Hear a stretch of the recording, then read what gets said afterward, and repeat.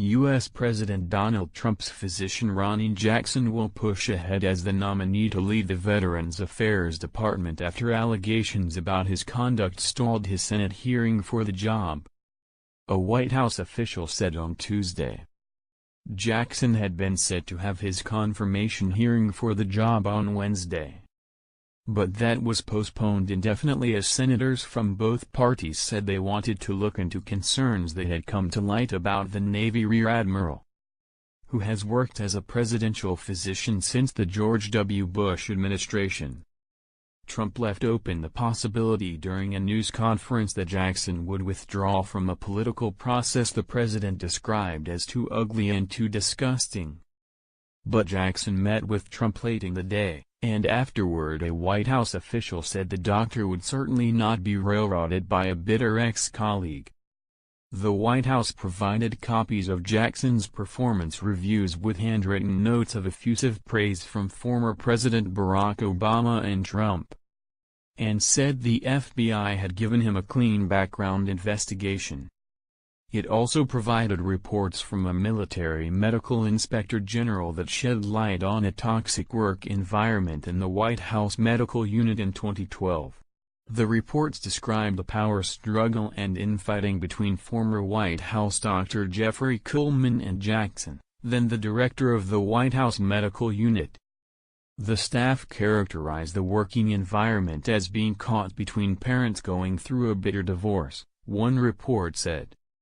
Montana Senator John Tester, the top Democrat on the committee, told NPR that more than 20 military personnel had come forward with concerns about improper distribution of sleeping pills and drinking alcohol on overseas trips, as well as creating a toxic work environment.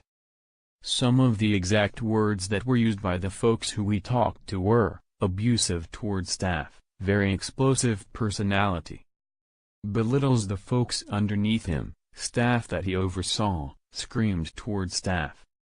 Basically creating an environment where the staff felt that they needed to walk on eggshells when they were around him. Tester told NPR. The White House said an audit by outside experts has shown Jackson worked within the official guidelines in his work and confirmed his prescriptions were completely appropriate. Experience problem Jackson, 50, is an Iraq War veteran trained in emergency medicine who raised his profile in January in a long and glowing news conference about Trump's health after his first presidential medical exam. The situation is the latest in a series of White House personnel controversies that have resulted in a higher-than-usual turnover. Jackson's qualifications to lead the sprawling Veterans Affairs Department were questioned from the time Trump nominated him in late March. Trump acknowledged on Tuesday that Jackson had an experience problem. The agency, which has 350,000 employees and runs 1,700 facilities that serve more than 9 million veterans a year, has long faced criticism for the quality of its care and the bureaucracy that veterans encounter. In total, it oversees healthcare and benefits for about 20 million military veterans. It has been led by an acting secretary since late March.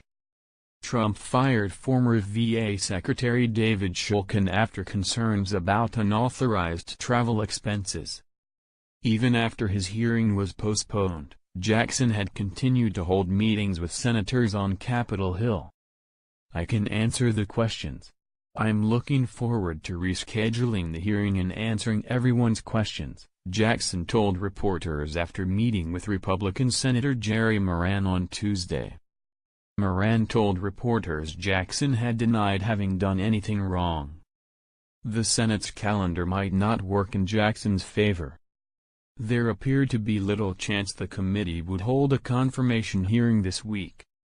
On Saturday, Congress begins a 9-day recess, which is a long time for any embattled presidential nominee to be in limbo.